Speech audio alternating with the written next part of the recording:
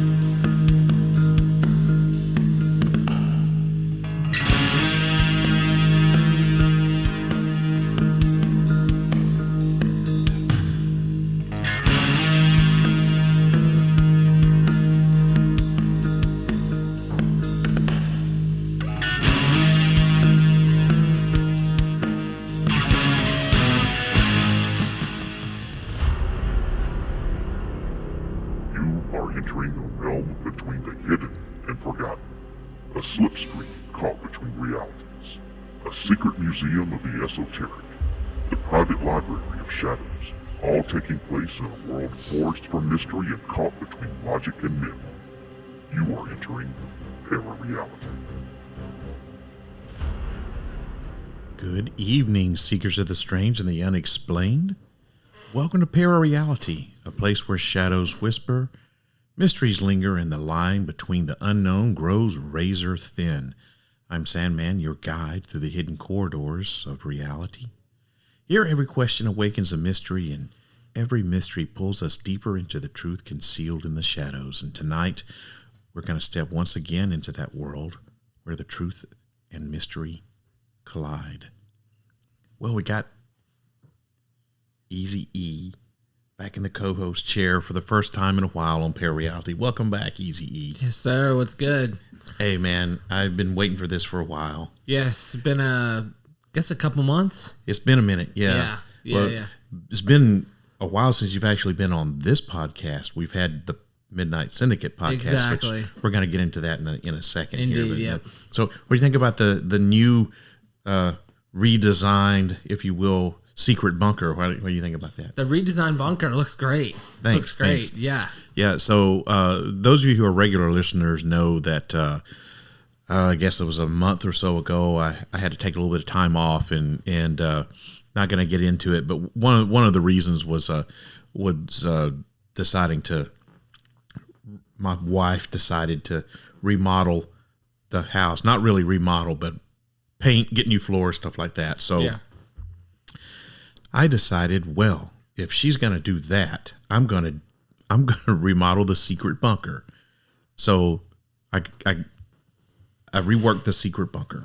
So here we are in the newly redesigned, if you will, not really, but it looks better than what it did. It looks better. It's got, well, you change a couple things, rearrange a couple things. Yep. It gives it a different feel. It does. Yeah. It does. I like it. I like the addition of the what I call the research library. Yes. Here behind me. I like that. Oh yeah. But yeah. That looks good. Thank you. Put a lot of work into it. A lot of thought. Yes, a lot of thought. So, like we were saying, it's been a while since you've been here with the ParaReality podcast, and we've had our own thing going on for a little bit. We have Midnight Syndicate. Yes, the Syndicate. And that started, back last year, kind of like a side project of mine. And I had this idea that I was going to get some guys together, and we were going to have like this round table type podcast where we talked about pop culture conspiracy theories. And there was me, there was you, and there was Chainsaw and John Harrison, aka Drew, aka John Harrison. That's right. And that didn't go as well as I had it planned. It was nice. I mean, we had some really good discussions, but it was at that time you were living in Orlando, which was different state and different time zone. Yeah, different time zone. Logistical. Chainsaw was living in a different state. John Harrison was living in a completely different state than that. So we had 4 guys, 4 different areas of the country and 3 different time zones. And it just proved to be, it sounded great on paper. And like I said, we did some good stuff, but it was just a logistical nightmare. So then we kind of resurrected what was left of the Syndicate after everybody else left. It was just me and you moved back here, and we're like, hey, we're just going to continue it. Well, guess what, everybody? Turns out that Midnight Syndicate, that's trademarked by some people. And I got this nice little email a couple of weeks ago. It was like cease and desist. That's so bizarre. It is bizarre. And I honestly thought this is a 100% scam. These people are going to scam me, and they're going to say, oh, well, if you want the name, we'll sell it to you, or we're going to take you to court and get money, something. And I did my research. I looked this stuff up, and it's legitimate. I mean, I went to the U.S. government trademark website and everything, and it's the dude is who he says he is. The trademark is a real thing, and the company that he says owns Midnight Syndicate is a real thing. I can't remember what it is that they do, but they don't do the type of stuff that we were doing. So Midnight Syndicate is no more. We have officially disbanded Midnight Syndicate, and we have decided, instead of trying to rename that podcast and resurrect it or whatever, we just had a conversation right before we came on air, and we decided we're going to scrap it. So there is not going to be any more Midnight Syndicate, but don't worry. The good news off of that is that Eazy-E is going to come. He's going to be basically a full-time co-host for ParaReality from now on. Yes. So he's not going anywhere. He's just coming back on to the ParaReality podcast, and he and I are going to continue putting out good quality podcasts together, and we're going to continue to bring you weekly podcast episodes. Just the only difference is, instead of it being just me, I'm now going to have a co-host, and we're going to try this, and we're going to see how it works. And hopefully, I mean, we've done it before. We have. It was more of in a part-time situation where you would come on like once a month or something like that. Yeah. We're going to do it more this time. I love it. The syndicate lives on in one shape, form, or fashion. Yes, the syndicate was going to live on. Yes. And there's some other things that's been happening with the podcast. I think all of it's good. It's not any bad news per se. I'm not ready to reveal everything that is going on with that just yet. Maybe in a month or so, I'll let you guys know what's going on with the podcast. But it's all going to be good. It's all going to be really, really good stuff. And this is just the first thing, is that Eazy-E is going to be my co-host full-time from henceforth. So welcome full-time. You'll get your first check in the mail. whenever I start making some money. Okay, bet. Yeah. Don't hold the breath or anything. Yeah, because it's who knows when the hell that's going to be. But So this episode is basically a continuation. It's the second part of our very last episode from Midnight Syndicate, where we were talking about the Black-Eyed Kids. Yes. And if you've listened to that episode, you'll know that we kind of ended that going, man, we might need to do a part 2. And so we had planned to do this on Midnight Syndicate, but now it's going to be on ParaReality. So without any further ramblings, let's get into this. Let's do it. We spent like 10 minutes rambling, you gotta inform the people what's going on, right? They should expect that by now. Yeah. So a few paranormal mysteries have emerged in modern times and captured their imagination, quite like the phenomenon known as the Black-Eyed Kids.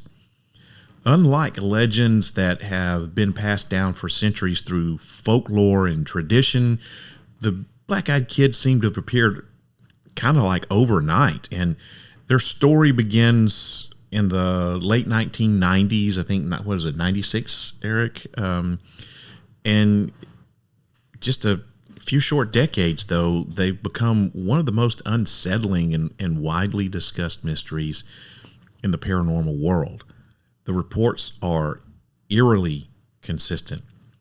There's a child, or sometimes there's more than one. There's a couple, sometimes 3 or more. But whatever the number, this person or persons appear unexpectedly, and they may be standing outside your car in some sort of deserted parking lot, or they may knock on your door really late at night. They may approach a stranger in an otherwise normal, ordinary type setting, and at first glance, they seem normal enough.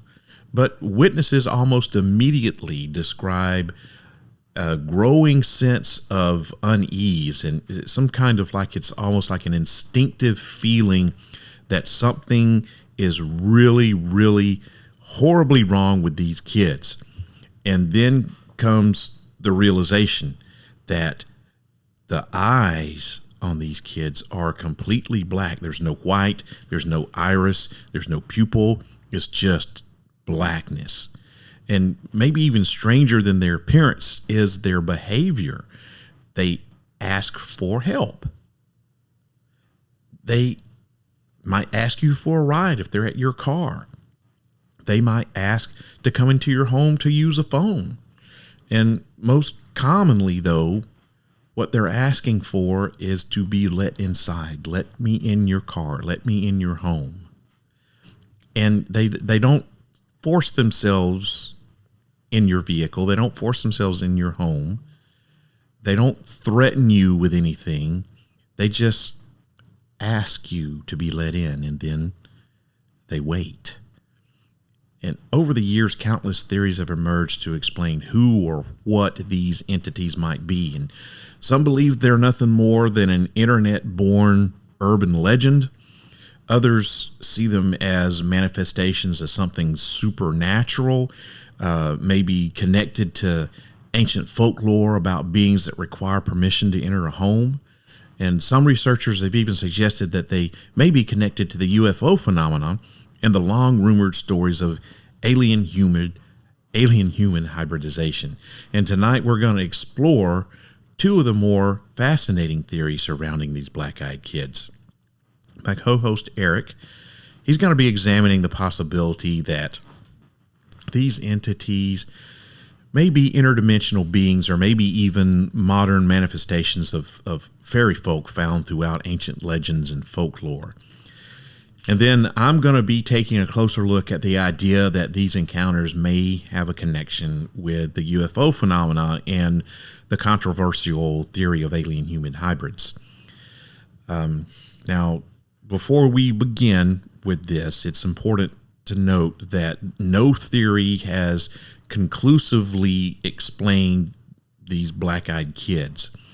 We've got stories, and we've got eyewitness accounts, and we've got patterns and similarities, but what we don't have is definitive proof. And maybe that's why this mystery continues to fascinate us.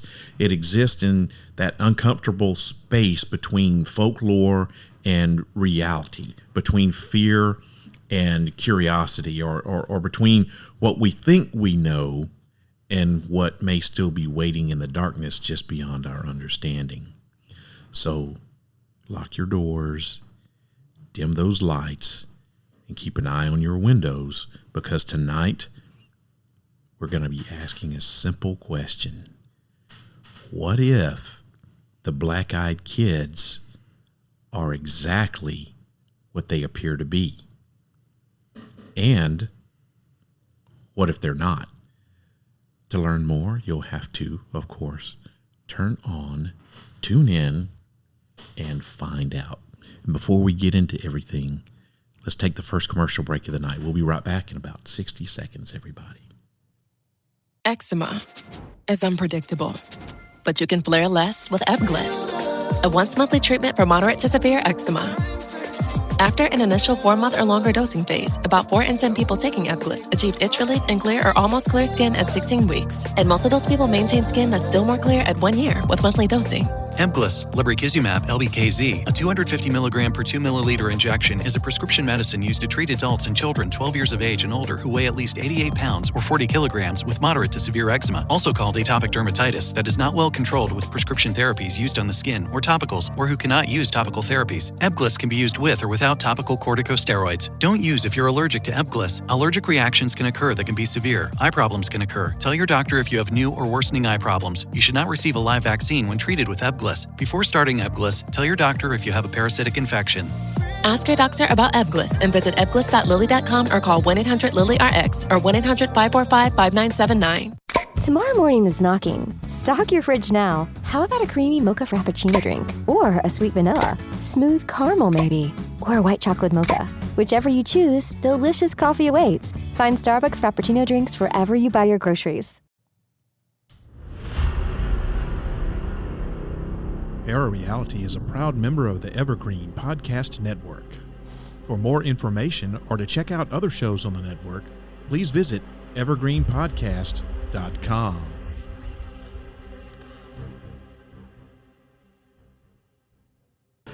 Broadcast from a secret bunker somewhere outside of Nashville, Tennessee. This is the award-winning podcast, ParaReality. Welcome back, everybody. Tonight, we're going to be talking about those nasty little kids, those black-eyed kids, and Eric is going to kick us off with his thoughts on these kids, for lack of a better word, being interdimensional beings or maybe even fairy folk, right, Eric? Yeah, as we mentioned before previously, sometimes, or at least in my opinion, these black-eyed kids sort of resemble fairy encounters in ancient Ireland, Scotland, and sort of the British Isles. Maybe even into mainland Europe and Germany, but we're going to focus on sort of the British Isles for this episode. Cool. Yeah, I mean, Sandman, you were spot on saying that there are similarities with folklore. Mm-hmm. There's a really good book called Thieves in the Night by Joshua Cutchin. Never heard of it. Yeah, it's really good. It talks about supernatural child abductions. Ooh. Yeah, and some of the stories I think are similar to sort of what we talk about, but I think there's an interesting point to be made about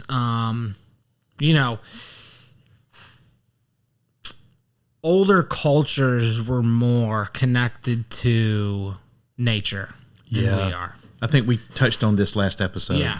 And so older cultures being more connected to nature, they would encounter things, through interacting with nature that we just don't encounter today. Yeah. Yeah. Now, whether that being, encounters in the woods, strange things happening in the woods, which people do still encounter, just I don't think at the frequency that they used to. But a lot of these fairy encounters happen in nature. And so my theory is that the phenomena has had to adapt to the way society functions now. Yeah, that makes sense. And one of those being is instead of us going to nature, because let's be honest, most of us don't, especially if you live in a city.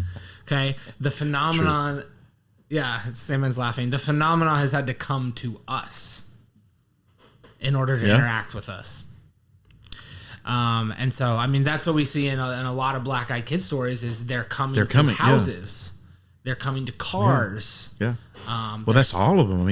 No one's seeking them out. They're seeking us out. Exactly. So are you saying that, like, in order for them to survive, in order for them to continue to exist, they have to have these interactions? Yes. They have to seek us out? Yes. I think there's something about that realm or that dimension where they have to...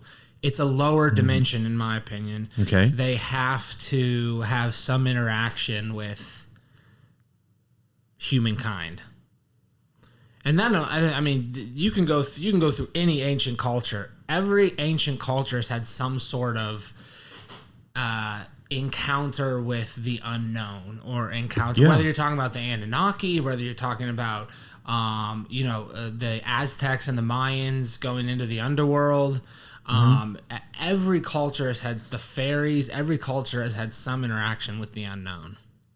But in your opinion, what's the point of the interaction? Is it just? I think it's an energy. I think it's an energy thing, like an energy vampire type. Deal, something of that nature, especially with the Black Eyed Kids, because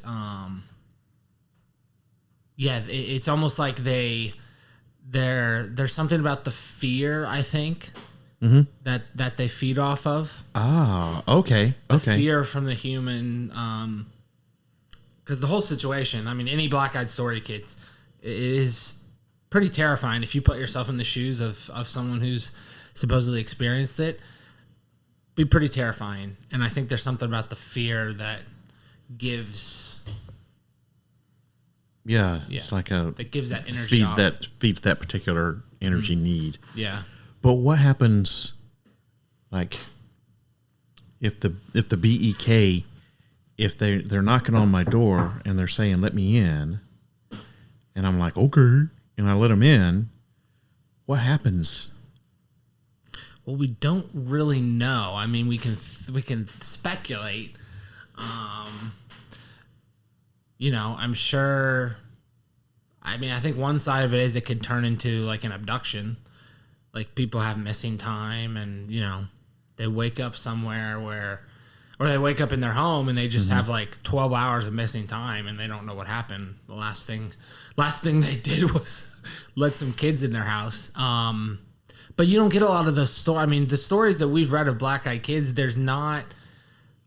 I think we maybe found one where the person had like let them in, and then I think they had locked themselves in like a bathroom or something. I think was what But you're right. We don't hear all the stories that we hear of the BEKs are of people who did not let them in. Correct. We don't ever really hear of anything.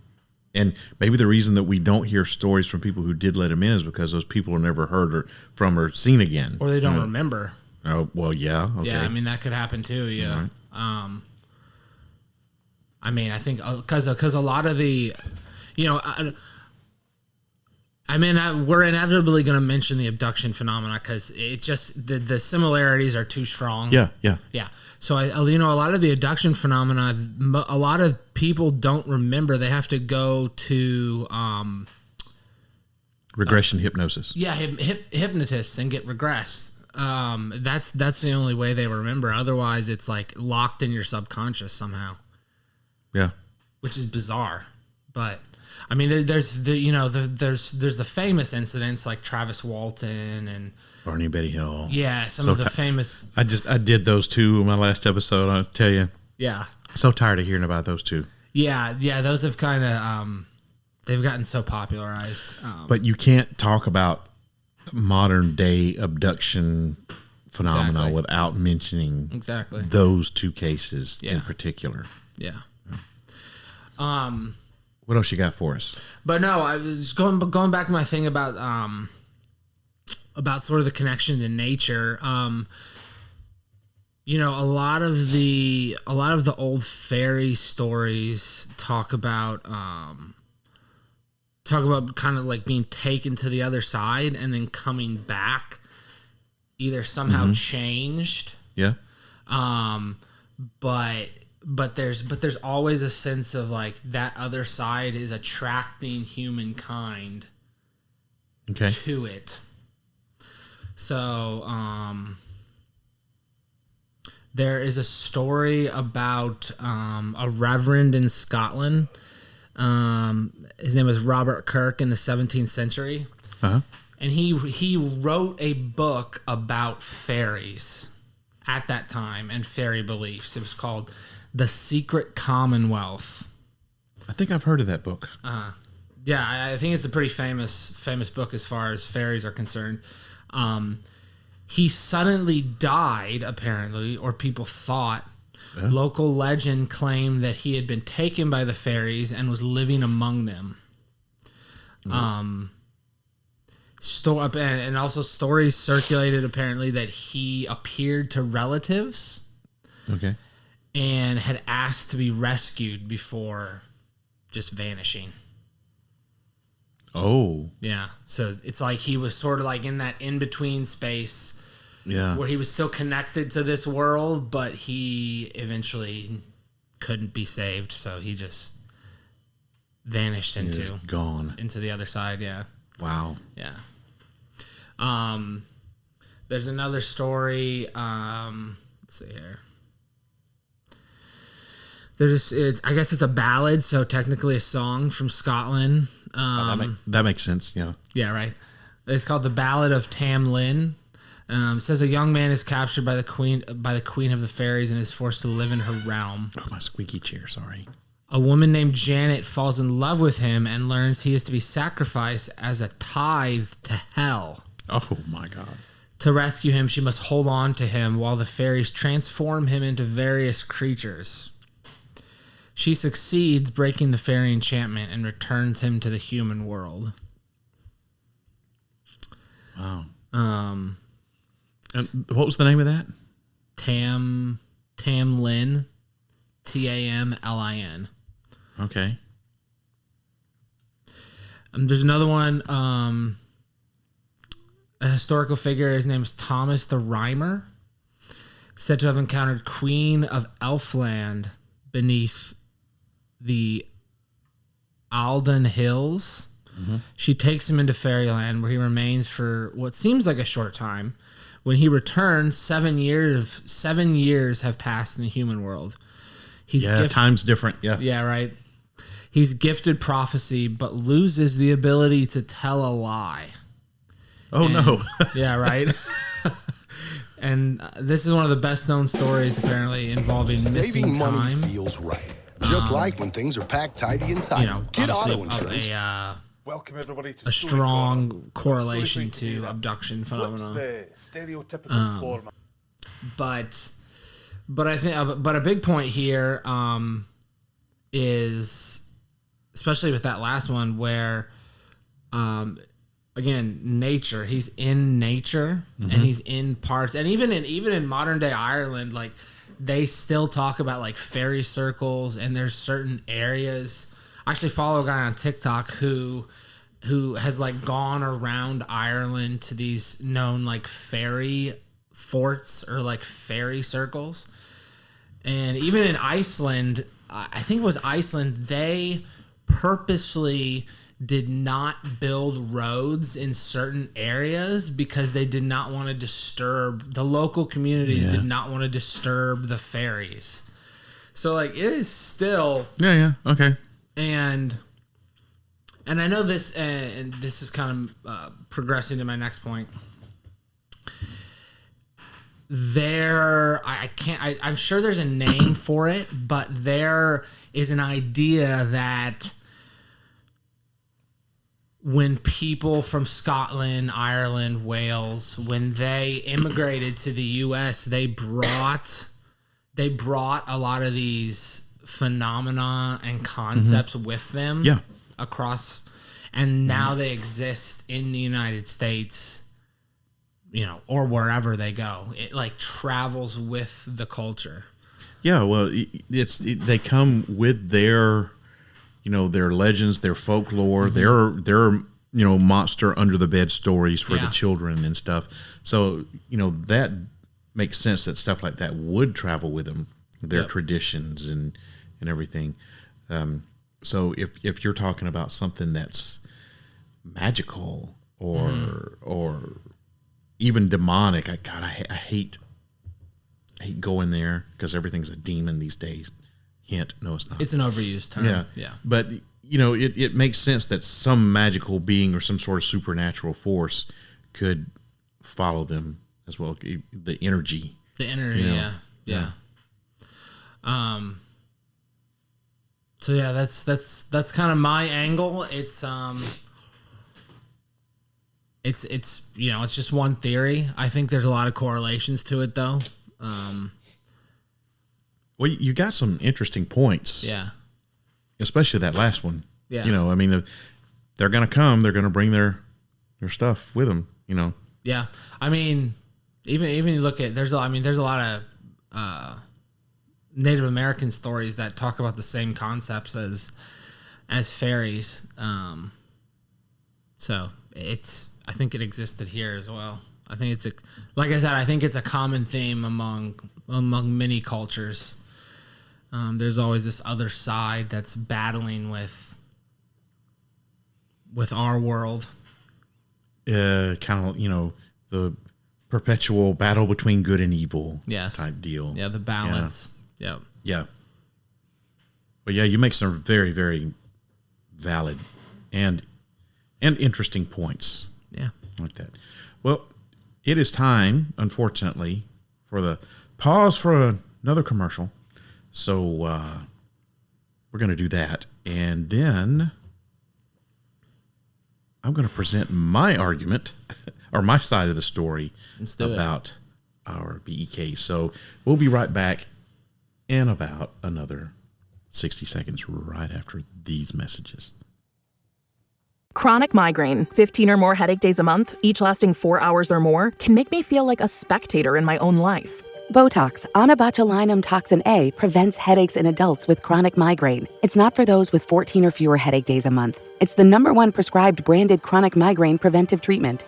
Prescription Botox is injected by your doctor. Effects of Botox may spread hours to weeks after injection, causing serious symptoms. Alert your doctor right away, as difficulty swallowing, speaking, breathing, eye problems, or muscle weakness can be signs of a life-threatening condition. Patients with these conditions before injection are at highest risk. Side effects may include allergic reactions, neck and injection site pain, fatigue, and headache. Allergic reactions can include rash, welts, asthma symptoms, and dizziness. Don't receive Botox if there's a skin infection. Tell your doctor your medical history, muscle or nerve conditions, including ALS, Lou Gehrig's disease, myasthenia gravis, or Lambert-Eaton syndrome, and medications, including botulinum toxins, as these may increase the risk of serious side effects. Why wait? Ask your doctor, visit BotoxChronicMigraine.com, or call 1-800-44-BOTOX to learn more. Struggling with weight loss? Prolon's 5-day fasting mimicking diet is a clinically developed nutrition program designed to promote fat loss while protecting lean body mass. Developed at USC's Longevity Institute, it assists the body in entering a fasting-like state that helps reset metabolism and target visceral fat.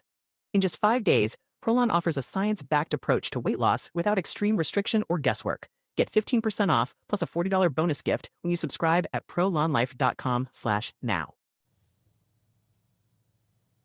You've listened to the stories. You've questioned the truth. Now it's time to wear it. Head over to ParaReality.com and check out the official ParaReality merchandise shop. T-shirts featuring the official podcast logo, the iconic ParaReality all-seeing eye, plus mugs, hats, totes, pillows, stickers, and yes, even something for your pooch. But while you're there, don't stop at the merch. Look a little closer. Dig a little deeper. Somewhere on the site, you'll find the entrance to the secret bunker, the members-only section of ParaReality.com. Inside the ParaReality Top Secret Files. Real FBI documents on UFOs, aliens, Bigfoot, Adolf Hitler, and more. Plus classified audio. Some of the strangest messages ever left on the secret bunker hotline, and access to a secret podcast side project that's never been released publicly. And here's the best part. It's all absolutely free. Once you're in, don't forget to claim your free ParaReality Podcast Secret Bunker t-shirt. Just make sure you place your order. The truth is out there. The bunker is waiting. Visit parareality.com and find what you weren't supposed to. When people hear about the black-eyed kids, they tend to place them in one of two categories. They're either an internet-born urban legend that somehow took a life of its own, or there's some sort of supernatural phenomenon that's connected to ghosts, demons, fairies, interdimensional beings, or some kind of supernatural something other. But what makes these BEKs so fascinating to me are the reports that are strange enough to support multiple interpretations. And depending on who you ask, the explanation behind them can look very different. For some researchers, the BEKs represent a modern manifestation of something much older. They point to, as what Eric was saying, ancient folklore, stories of fairy beings, changelings, and other worldly entities that existed alongside humanity, but weren't ever quite human themselves. And these beings were often described as appearing in familiar forms, interacting with people under unusual circumstances, and operating according to strange rules involving invitations, thresholds, and consent. And from this perspective, the BEKs may not be a new phenomenon at all, but they may simply be an ancient one that's wearing modern clothing that's disguised as something in the here and now. And others look at the same reports and they see something entirely different. Within certain corners of UFO research, the black-eyed kids have been linked to the long-standing theory of alien-human hybridization. And according to this idea, the entities described by witnesses may not be supernatural beings, but actual biological creation, something engineered to resemble us humans while never really becoming human themselves. Supporters of this theory point to decades of the alien abduction reports that describe hybrid children with unusual appearances, emotional detachment, and difficulty navigating normal human interaction. Think about it. Black-eyed kids, nothing but black eyes, right? They don't seem to have a lot of emotions. All they're wanting is let me in, let me in, let me use your phone, whatever. Gray aliens, what do they have? Big old black almond-shaped eyes. Big eyes, yeah. They are known to be emotionally detached. They are performing a task whenever they probe Uranus. You know, nothing personal here. I just need you to bend over. Just business. Yes. Yeah.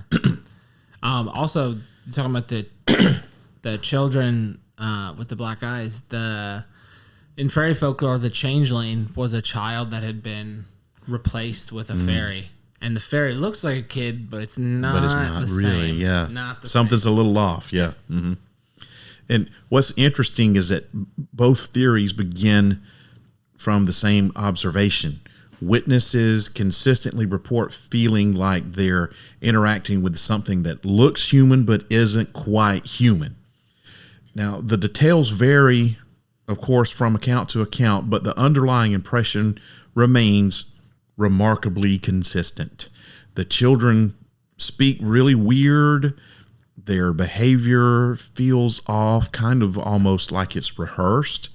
Their appearance is off-putting, it's unsettling, and witnesses will often describe an overwhelming sense that something is fundamentally wrong before they ever even notice that the eyes of these kids are completely black. So what I'm going to do tonight is examine both of these possibilities. Are the black-eyed kids connected to ancient traditions of these fairy lore and interdimensional beings that have appeared throughout human history, or are they evidence of a phenomenon that's more closely associated with UFOs, alien intelligence, and controversial ideas of hybridization? And we may not have the definitive answers, but by exploring these perspectives that Eric has just talked about and what I'm about to talk about, we can gain a deeper understanding of why this modern mystery will, well, while it fascinates us now, while it has continued to fascinate us through the centuries, and probably while it's going to continue to fascinate and terrify us going forward.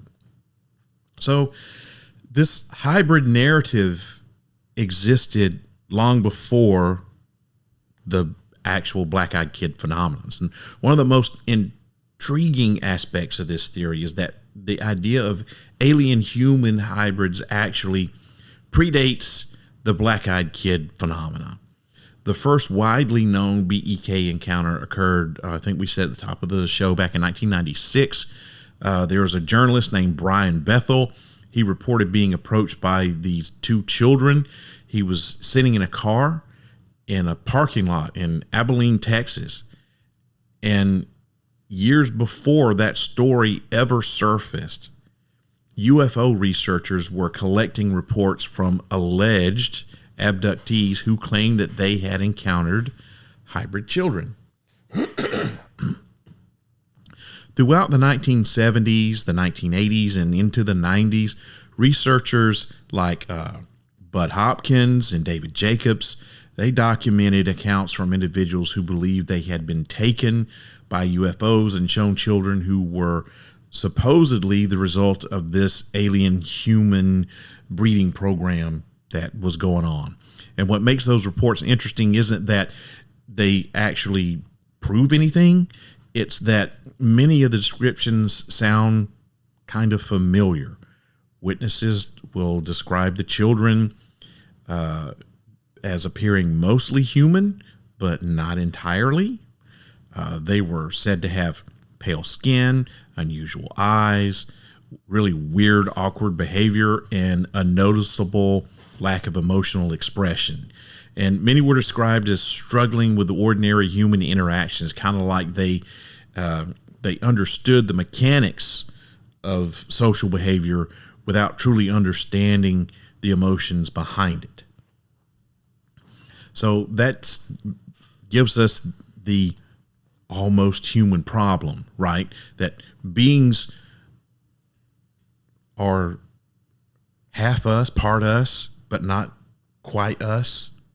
And that brings us to what may be the strongest point in favor of this hybridization hypothesis that I'm putting forth here. And that's the idea that the black-eyed kids seem almost human rather than completely human. So if you read enough of these encounter reports, there's a pattern that you'll notice. So witnesses will frequently say that it wasn't the eyes that initially scared them. In many of the cases, the fear actually began before they ever even noticed the eyes of these kids. Something just felt wrong with them from the moment that the interaction started. The children spoke really strange. Their behavior seemed off and rehearsed, and the responses that they gave to the people they were interacting with felt really unnatural. And there was a sense that they were following some kind of a script rather than having like a genuine conversation. And this detail is particularly interesting to me because similar descriptions appear throughout alien contact literature. Many alleged encounters with hybrid beings describe entities that understand human language but struggle with the subtleties of human behavior.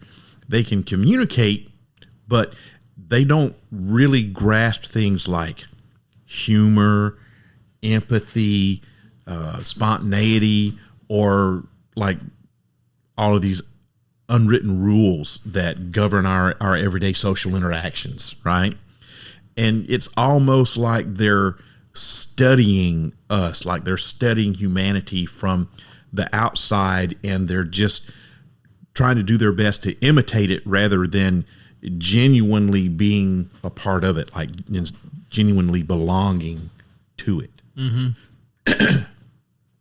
So that begs to ask the question, are the eyes, these black eyes, are they the clue or are they a mistake?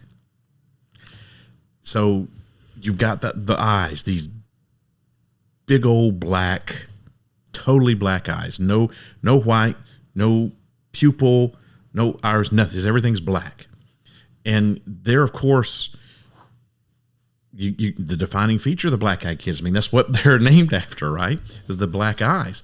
And a lot of reports will say that the eyes are entirely black. Like I said, no visible whites, no irises, no pupils, completely black. And at first glance, that kind of sounds really different, kind of, from the gray alien. And also, it's the age-old term, the eyes are the window to the soul. Yes. And if your eyes are black, well, that doesn't quite lend a good idea of that term. Right. And as I was going to say, at first glance, it sounds a little different from the classic gray alien, but proponents of this hybridization theory, they see a connection. And what they're seeing is, well, if a non-human intelligence was attempting to create beings capable of blending into human society, then the eyes might be like the most difficult thing to imitate, to replicate. Yeah. And in that sense, the black eyes may not be the intended appearance that they're going for at all. They may be evidence of a disguise that's not quite working. Like there's a glitch in the matrix, type deal. It's an interesting way of looking at everything.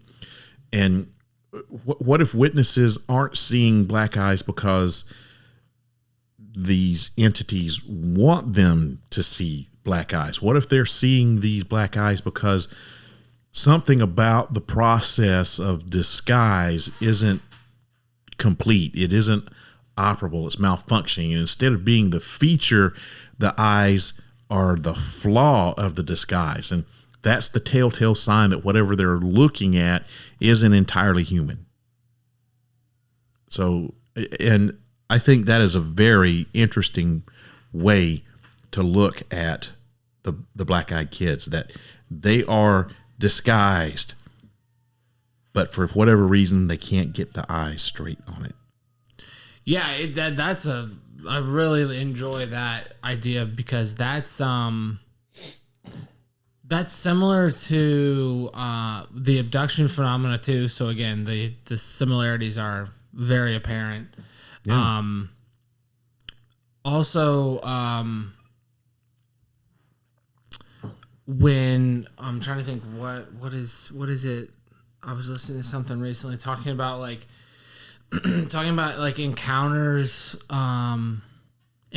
people have in the woods with like these entities that are like trying to mimic human like speech and yeah.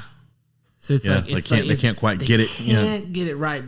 Like initially people are like that sounds like a baby or that sounds like a kid, but then it's like, wait, why would there be a child out here? Exactly. It's like they don't understand the context. Right. Yeah. And so that kind of poses another question, is why do these black-eyed kids seemingly almost 100% of the time appear as children? So that is, I think, a natural progression there as far as when you're looking into the phenomenon. That's a natural thing to ask. Why children? And if these are hybrids, why do they always seem to appear so young as a child or a young teenager? And well, one possibility is the most obvious is simply that they are children or young teenagers.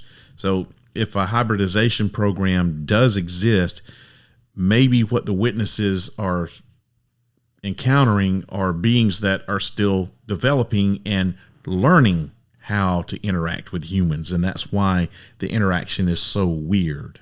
Okay. And another possibility is, I think, a little bit more strategic, and that's human beings, we're naturally inclined to help children, right? That's we see something going on with a kid, there's no other adult around, we want to help this kid. And a child standing alone at night, that's going to invoke feelings of concern, sympathy, fear, curiosity, a desire to assist this child. And if an entity wanted to approach strangers without immediately triggering suspicion, the appearance of a child would be a really effective choice. And some researchers have even suggested that the encounters themselves may be a form of observation. So think about this. Nearly every black-eyed kid report involves a social interaction, right? The children ask questions, they make requests, they attempt to gain trust, and they observe reactions. Mm-hmm.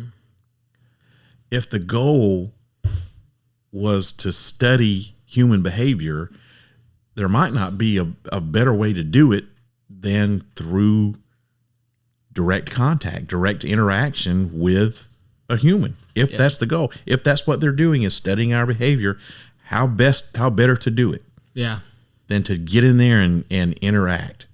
You can watch us interact with each other, but the best way, get in there and do it yourself.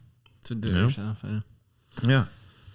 And then you have the whole permission thing. They're asking for permission, right? Will you let me in, or please let me in? Come on, let me in. That idea becomes even more interesting when you consider that one of the most famous aspects of this phenomena is that need for permission for these kids.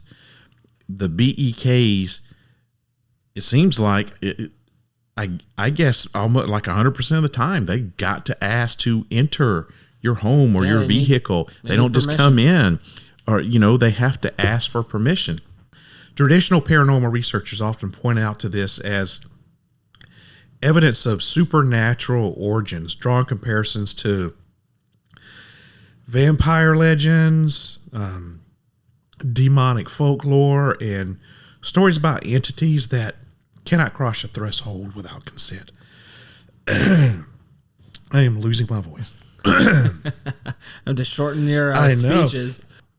So that brings up an important question to ask, and that's this whole thing about them having to ask permission, right? Black-eyed kids have to ask permission. Can I come in your house? Or let me in your house. Let me in your car. That really becomes even more interesting when you consider that that's one of the most famous aspects of this phenomena. The first one is, the black eyes.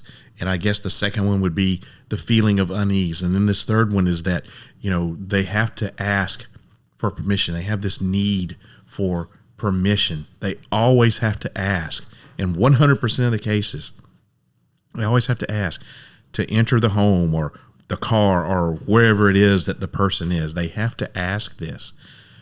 And traditional paranormal researchers often point to this as evidence of supernatural origins. Like, they're comparing it to things like, obviously, vampires and demonic entities and stories about entities that can't cross a threshold without first obtaining consent.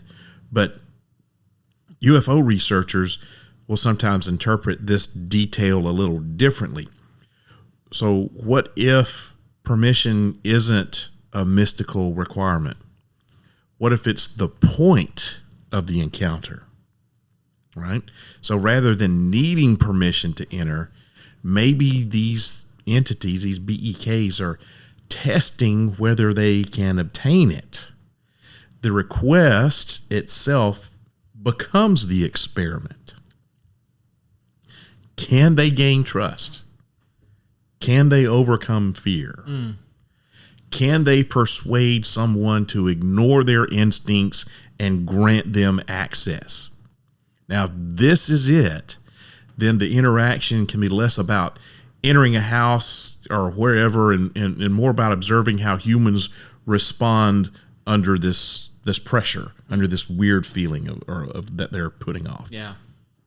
So then you have to ask, well, are the black-eyed kids connected to other types of UFO phenomena?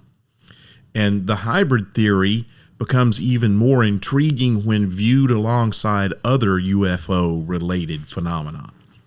Many of the same characteristics reported in the BEK encounters appear in reports involving the MIBs, the Men in Black, alien contact experiences, and other kind of forms of high strangeness. So witnesses will frequently describe the overwhelming fear, odd, weird conversations, weird behavior, and the sense that they're interacting with something that isn't quite human, that it appears human, but it's not, something's off. And some researchers propose that this phenomena might not be separate, not separate at all. And instead, they could represent different manifestations of the same underlying intelligence. In one encounter, it'll appear as a gray alien. In another, it'll appear to you as like Man in Black. And in another, a black-eyed kid. It's different appearances, maybe, but the same phenomenon. So they're wearing a different mask, a different disguise, same person.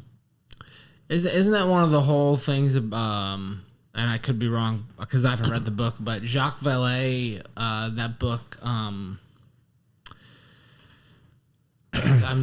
picturing the cover, but I think one of the points in that book is they are able to put on different masks depending on the experience or the environment,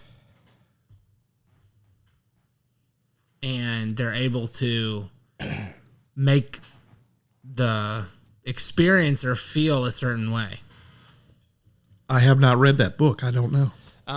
Here, give me one. I'm gonna pull up the book. Okay. But yeah, it's the cover is Passport to Magonia, and the cover is basically an ET holding a mask in front of its face as if it's okay. I have not. I didn't know that was the title of that book, but I've seen the cover to it. Yes. Yeah, as if it's changing masks based on the experience. Yeah. Well, what about the biggest problem with the hybridization theory? And you have to be honest when you're discussing this. You have to be honest about the weakness of this theory. Okay, it's not the strongest theory, right? There's no direct evidence connecting the black-eyed kids to UFOs, but there's no proof that alien hybridization programs exist. The entire hypothesis rests basically on witness testimony. It rests on recurring patterns and similarities between two bodies of paranormal reports. And that doesn't make it true, but it also doesn't automatically make it false either. So what it means is that we're dealing with a theory built on correlations rather than conclusions. And for many of us researchers, that's where the real debate begins. So the final question that I want to ask is, what are these witnesses really encountering? And what keeps the hybrid theory alive is a simple observation that appears over and over again and again in eyewitness accounts. People rarely describe feeling like they were interacting with actual children, and instead they often say they feel like they were interacting with something that was pretending to be a child, something intelligent, something observant, something attempting to blend in but not quite being able to. And if the alien hybrid hypothesis is correct, maybe that's exactly what the experiencers were experiencing. Not children, not ghosts, not demons, but something that understands humanity well enough to imitate us, but not well enough to become us. This possibility, well, it might not explain every BEK encounter, but it does offer at least one theory, one lens to look through, one point of view to one of the strangest mysteries of the modern paranormal age. And before we bring tonight's episode to a close, let's take the last commercial break of the evening, and we will be back in 60 seconds. Everyone knows that unexplainable it factor, that smile that lights up a room, that wow. Well, it doesn't happen by itself. There's chemistry behind the charisma. Colgate Optic White Pro Series toothpaste removes 15 years of deep-set stains when you brush twice daily for 2 weeks. How? The clinically proven formula is powered by Colgate's hydrogen peroxide complex. It works at the molecular level to gently dissolve stains deep within the enamel where your brush can't reach. It's proof that daily routine can be remarkable. That's the science of wow. Colgate Optic White. The most memorable gifts aren't found, they're made. Zazzle is a custom marketplace where you pick any product, a mug, a card, a tote, a phone case, and make it personal. A photo, a name, an inside joke. The kind of gift that actually fits the person. That's what 30 million customers have been coming back to Zazzle for over 20 years to find. Right now, save 25% on your first order at Zazzle.com. That's Zazzle.com. Make it zamazing. Hey guys, I'd love to hear from you. Do you have a story, a question, or a topic you'd like for me to cover? If so, you can reach me directly by email at sandman@parareality.com. Or, for a more personal touch, you can just call the Secret Bunker at 615-461-5001 and leave a message. Just know that by calling, you're giving me permission to feature your voice on the podcast. Again, that number to call is 615-461-5001. You want to stay up to date with all things ParaReality? Then follow me on all major social media platforms. You can find me on Facebook at sandman.parareality, or you can follow me on X, Instagram, Blue Sky, and TikTok by looking for my handle at ParaRealRadio. You can also subscribe to my YouTube channel by looking for ParaReality 1. That's ParaReality with the number 1 behind it.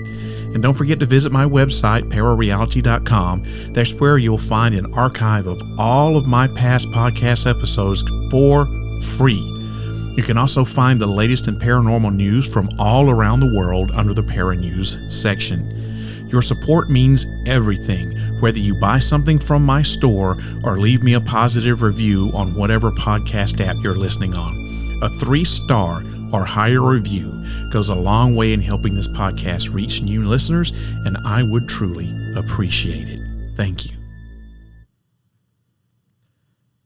As we bring tonight's discussion to a close, we're left in the same place that so many paranormal mysteries ultimately leave us, and that's standing at the edge of a question with no clear answer, waiting on the other side for us. The Black-Eyed Kids occupy a unique place in the world of unexplained phenomena. They're modern enough that we can trace the origins of all these stories, yet they possess characteristics that seem remarkably ancient, such as Eazy-E's point of view.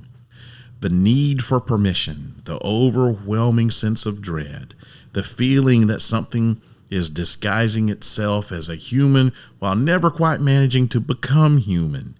These themes appear over and over again throughout mythology, folklore, and paranormal encounters stretching back centuries. Whether you find yourself drawn to the idea that these entities are connected to things like alien hybridization, interdimensional intelligences, ancient fairy lore, or simply the power of modern storytelling, one fact remains consistent. These reports themselves continue to surface. The descriptions remain surprisingly consistent, and the witnesses often leave their encounters with the same unsettling feeling, and that's that they were interacting with something that looked human but wasn't. And maybe the most intriguing part of this phenomena isn't what the black-eyed kids are, but what they represent. They seem to sit at like a crossroads of multiple mysteries. UFO encounters, folklore, interdimensional theories, supernatural traditions, and psychological explanations all seem to intersect here with these black-eyed kids.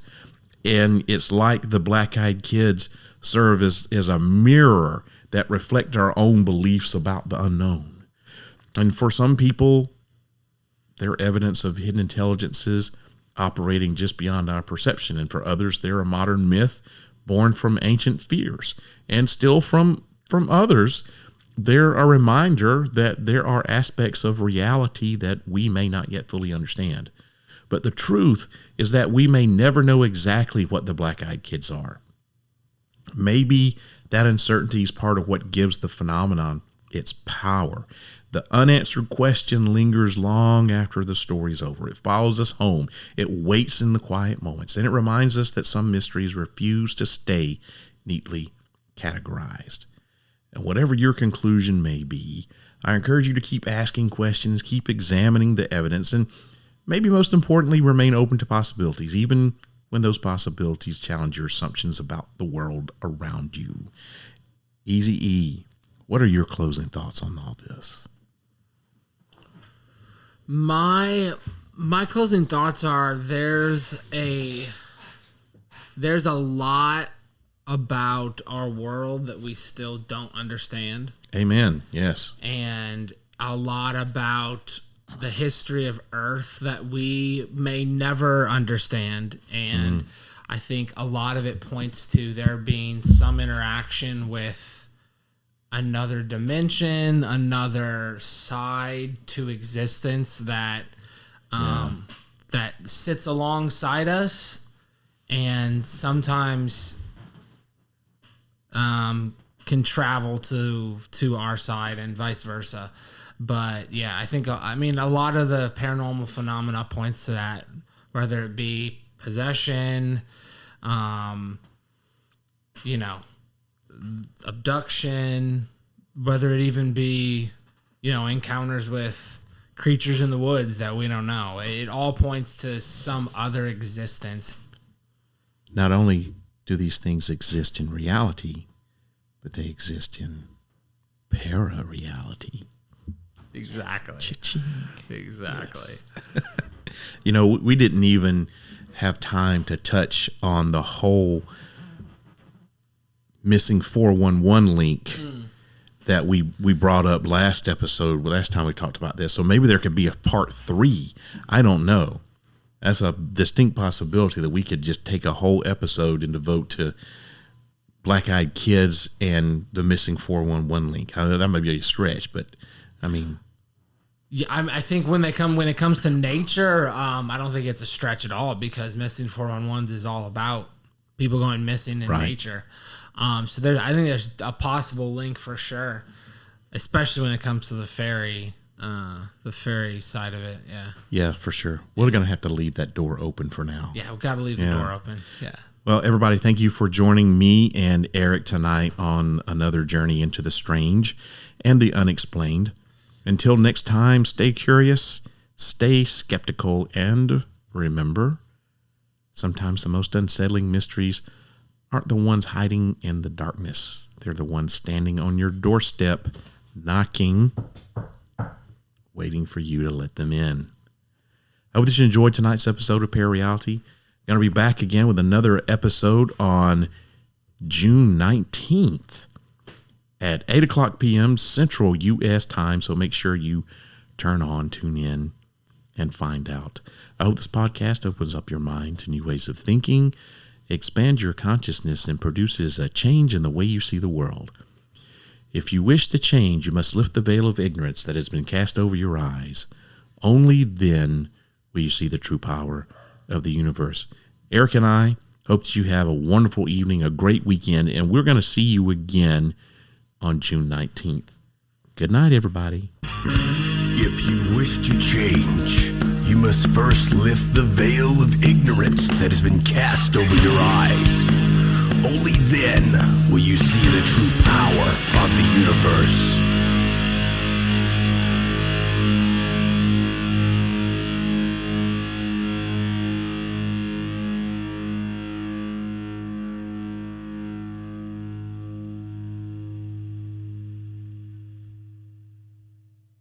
Are you one of those media strategy people clicking through slides, scrolling spreadsheets? Yes? Good. This is for you. Because on Spotify, there's an audience that's different, locked in, loyal, invested. They're called fans. Fans don't just listen to music, they feel seen by it, like it belongs to them. So when your brand shows up on Spotify, that's who you're talking to. And you're right next to artists like me, Lizzo. So, are you ready to talk to fans? Spotify advertising. You're among fans. Ryan Reynolds here from Mint Mobile. I don't know if you knew this, but anyone can get the same premium wireless for $15 a month plan that I've been enjoying. It's not just for celebrities. So do like I did and have one of your assistants switch you to Mint Mobile today. I'm told it's super easy to do at mintmobile.com/switch. Upfront payment of $45 for 3-month plan, equivalent to $15 per month required. Intro rate first 3 months only, then full price plan options available. Taxes and fees extra. See full terms at mintmobile.com.